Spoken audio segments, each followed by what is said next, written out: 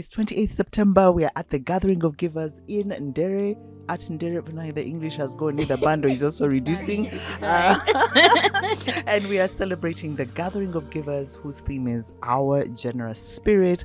And I am here with three amazing generous ladies who are going to tell us their name and why they came today. Let's start here on my right. My name is Namboze Angela, and I'm a volunteer with the Reamark Foundation, an organization that creates awareness about sickle cell disease. And today, we have come to give out free screenings to the society so that people know their status about the sickle cell disease. Thank you so much, Angel. Thank you for coming. Thank you so much, Jackie. My name is Ronah Ahumuza. I work with an organization called Holistic Action for Development and Empowerment. It is a community-based organization based at the shores of Lake Victoria. As tiny as and young as we are, we have learned to grow with others. So we have opened our space and our door to nurture and mentor different young organizations as well. So we are currently hosting over 20 organizations. Wow. Working together, learning together, sharing the little resources that we have. And I am excited to be here at the Gathering of Givers, learning a lot, and hopefully I will also be able to give. Thank you, Rona, for coming. Yes, and last but not least. Hi, everyone. My name is Mary Hilda Akong. I work with Fundibots, which is an edtech organization.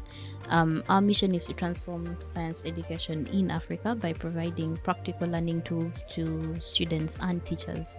I think this all came from, I think we're all familiar with the concept of theoretical learning in class. You know, a teacher goes into the classroom, they will write on the blackboard, draw a picture of a skeleton or something, and as a student you are meant to imagine as opposed to interacting with it and looking at it.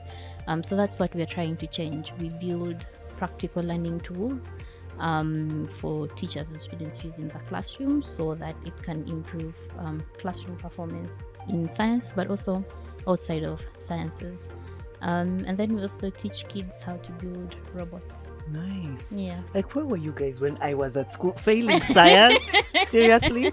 I wish I could like time travel back and I'm sure I would ace sciences. Anyhow, so we're here celebrating young givers at the Gathering of Givers. And I just wanted to ask each of you, like, when you think of a young giver, can you give us a name? Who is a young giver that you know of? What are they doing in their society, in their community? Yeah, and I will, anybody can take it. I feel like the smiles are facing Mary Helder, so go ahead. I'd say when I think of a young giver, I think of my boss, Solomon King. He started Fundibots years ago, 12 or 13 years ago, in his house. Just basically kids coming into his house to learn robotics, and now it's grown into this big organization that is impacting thousands of students and they year. were shown, guys, on New York Times Square. Yeah. Like the biggest business hub on the globe. Yeah. Can you imagine from a garage? From his house, yes, from his house. And now we are a team of 159 people. We have 4 regional offices. This year alone, we are impacting more than 30,000 students around the country, and we train teachers as well. And our focus area is mostly children that are from underprivileged backgrounds and girls as well, because as we know, girls have been left out of the STEM space. STEM is science, tech, engineering and math for a really long time.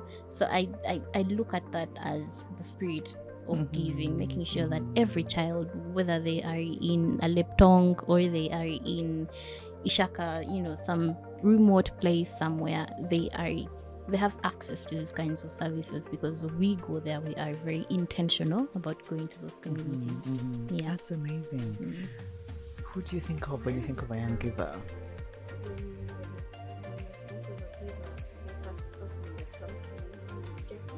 Oh my. But Rona, I said young giver, not youngish. Anyway, yes. That is Yes. where I'm coming Yes, my dear. because, starting my career, I started in civil society as an intern Mm-hmm. at an organization called Uganda Youth Network. Mm-hmm. And through my growth, I looked at you and nurture different young people at different stages. Mm-hmm. And it is amazing that also right now, I learned from you, and as an organization, when we reach out to you and we requested that we would like to work with you and learn from you, it was inspirational to see that you can sacrifice that much, your time, your comfort. And at 6 in the morning, when you told me, be there at 6 in the morning, and I remember I showed up at We won't say.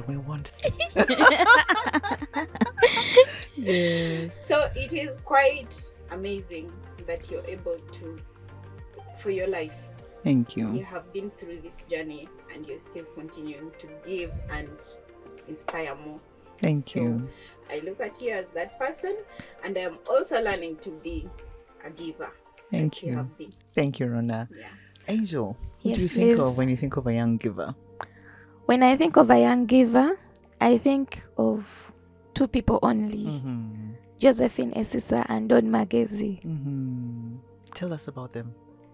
They are the founders of Reamark Foundation. Since they are both warrior, Don is a warrior and Josie was a warrior. Mm-hmm. Because they saw what warriors go through, the Mhm. challenges, the pain. So, who are warriors? For people that are not familiar with the language. A warrior is someone who has sickle cell disease. Mm-hmm. Because the other term is invalid now, being called a sickler, it sounds so... Yes, you're being called by your disease.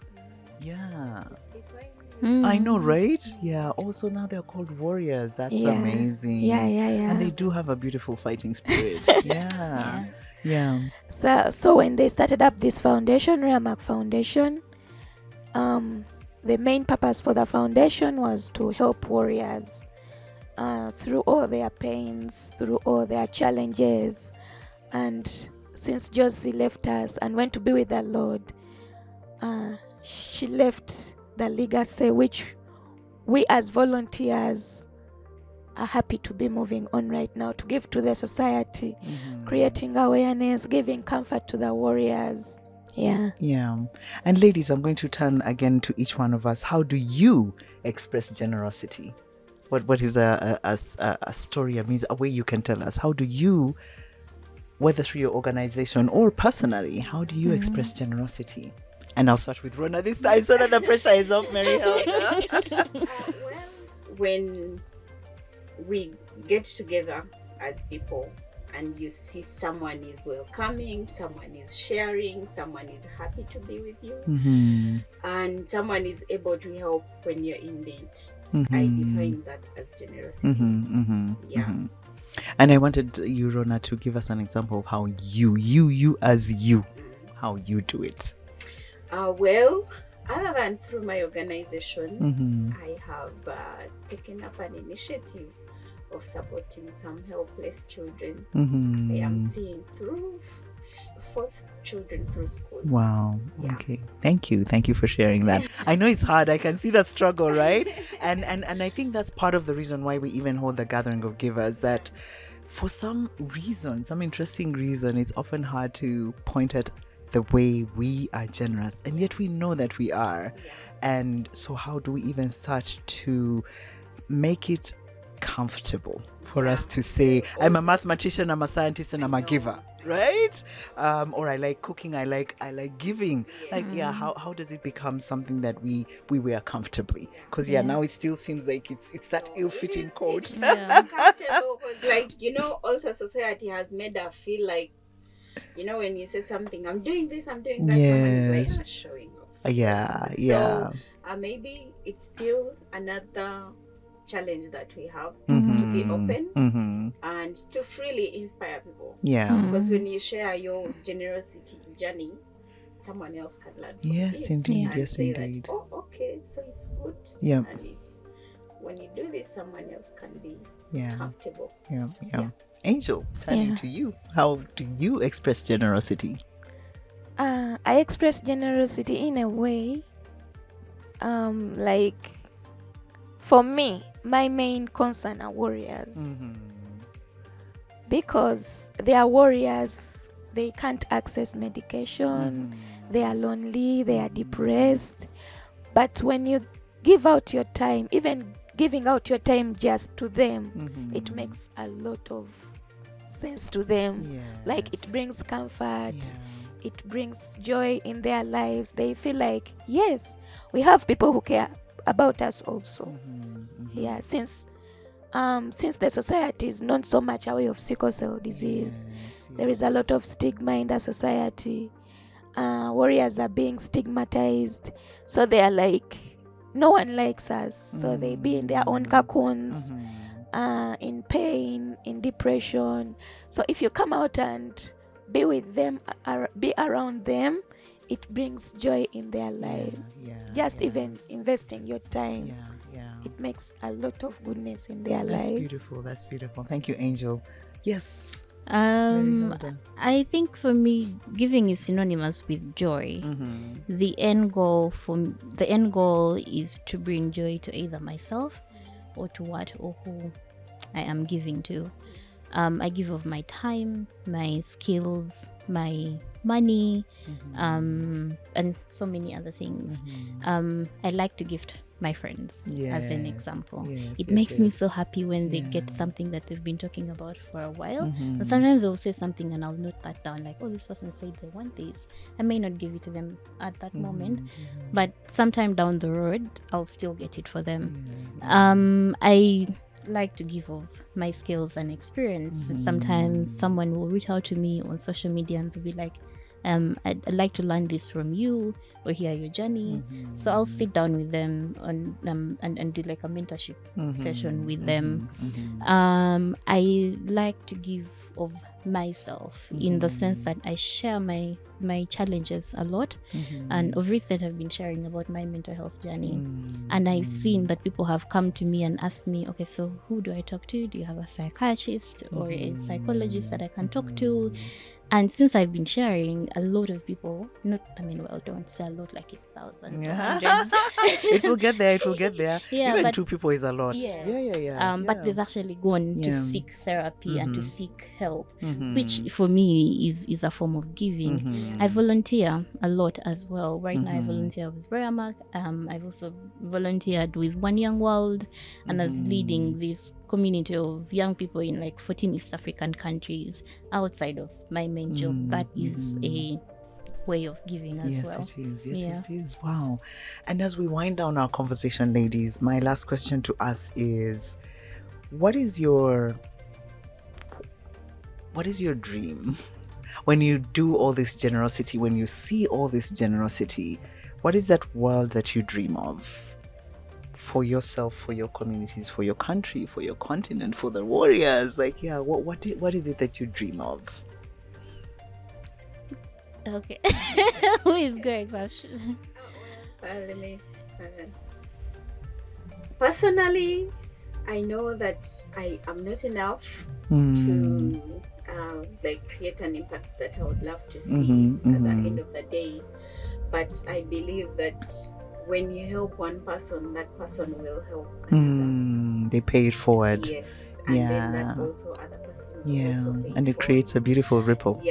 So how about we create a legacy of people who are standing in the gap for others? So my dream is to live that kind of habit that if I have touched someone, then this person is going to touch another, and they are going to also touch another. Yes. Yeah. Wow. Each one reach one who reaches another. My dream, one of the dreams that I'm dreaming is to see a free sickle cell generation. A sickle cell free generation. Wow. Whereby in society, everyone, there are no warriors. Because you reach sickle cell clinic, it's overwhelmed. People are many, the doctors are overwhelmed, and you'll be like, will this ever come to an end? And another dream is to see like there is zero stigma for the warriors in the society. The way people got to know about HIV and they see it as a non-contagious disease. Yes. That's the way I want to see how people should see sickle cell. Like it's just an inherited disease. What a warrior, what another person can do, also a warrior can do. Wow.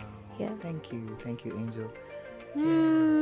I think mine is to see a happier and more joyful. Does that make sense? Or is it just joyful without the more? More joyful. A happier and joyful generation, to use the term generation like Angel did. I do think that people go through a lot in life, whether they are warriors or the people living with endometriosis or any other condition, or people that are in poverty and don't have access to a meal, which is, I feel, as a human being, it's something that you deserve, right? Yeah. It's a basic need. So I just, in whatever I do, I want to make sure that the other person is happy, right? Whether it's through my work with Fundibots, the kids are happy, they are learning sciences, they are excited, whether it's through my advocacy, just for them to get to that point where they are fulfilled and they are happy. And Jackie, if you may allow me, sure thing. I learned giving from my mom, who, I remember this time I came back from boarding school and she had given away all my clothes. And then I'm like, I like my clothes. Where did they go to? She's like, as long as I'm still here, you're not going to lack. And these kids don't have. So I like, in all the giving that I do, I tend to pick lessons from her, even though she's not here, rest her soul. Those lessons still live with me, and I saw how much joy she brought into people's lives, and I kind of want to do that as well. Yeah. Thank you. Thank you to my beautiful guests this afternoon, Mary Hilda, Rona, and Angel. Thank you for being beautiful angels today, and go forth and enjoy the gathering of givers, celebrating your givers. Go us, go us, go us. Thank you, ladies. Thank you so much. And to those of us, those who will listen to us,